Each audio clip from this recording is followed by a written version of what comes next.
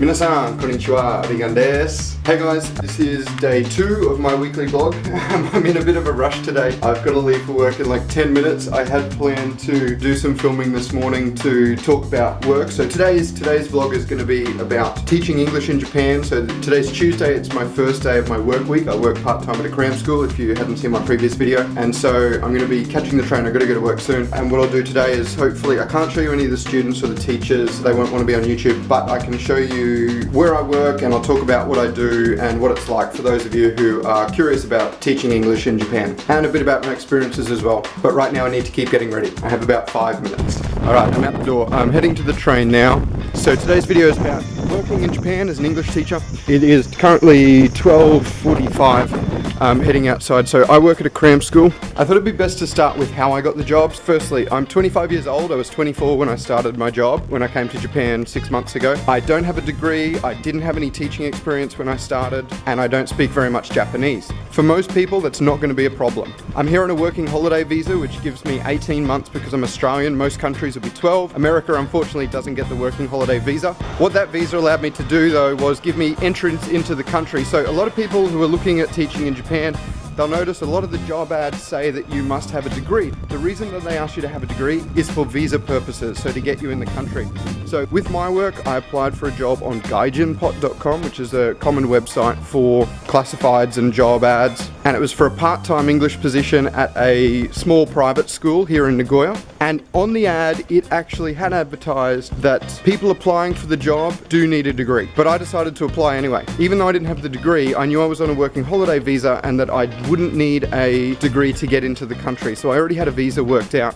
And so when I applied for the job, we spoke about that. And because I had my own visa, they didn't really need to worry about it. They were more focused on my personality in the interview. Okay, I'm at the train station, guys. I gotta catch a train. I'll be back in a sec.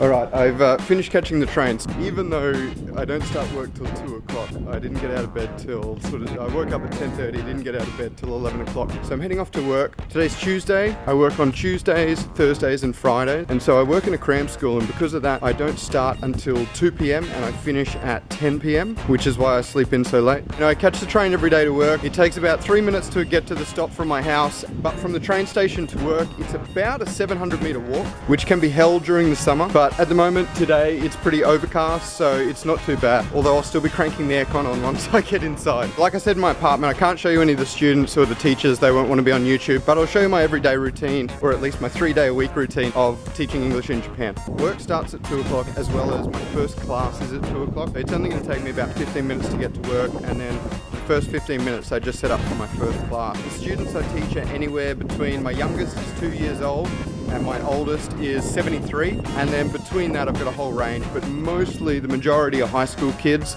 somewhere between probably 8 and 15 years old. I think I got really lucky because the school I work for is a small private school. It's not one of the big companies that a lot of people sign up to. The good thing about mine, at least compared to talking to a lot of people that work for the big companies, is I don't really have to deal with sales or anything like that. I've heard of a lot of people having to convince students to buy textbooks and sign up for extra classes or one-on-one classes, where mine is really cool. It's a small business. The school is a cram school, an after-school school. There's only about 100 students, so it's really tight-knit and everybody knows each other. It's a really friendly environment. So the boss who runs the school, he works in the room next to me.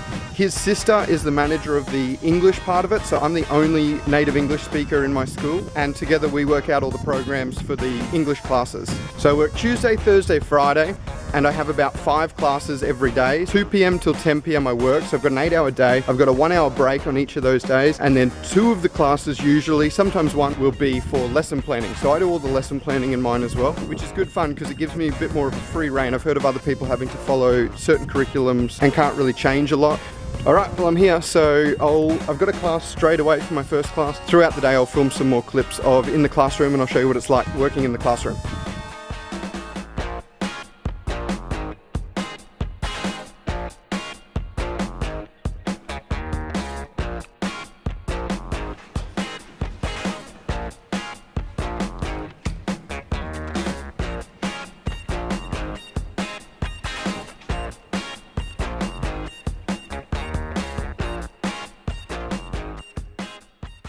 Sorry guys, I don't have a lot to talk about right now. This is probably a bad day to do my video blog. I've got a fair few lessons. I'm sitting here planning lessons. Usually I keep a book. Each class I keep a different book so I can keep track of lessons and things like that. I really don't know what to say. And I suppose this is just a video of what my daily routine is. If you have any questions about teaching, again, I'll make more specific videos if you want to put questions in the comments. Otherwise, I've just done my first class. I've got an hour gap, which I'm doing lesson planning for. And I've got a 6-year-old in about 20 minutes. I've got to psych myself up for that.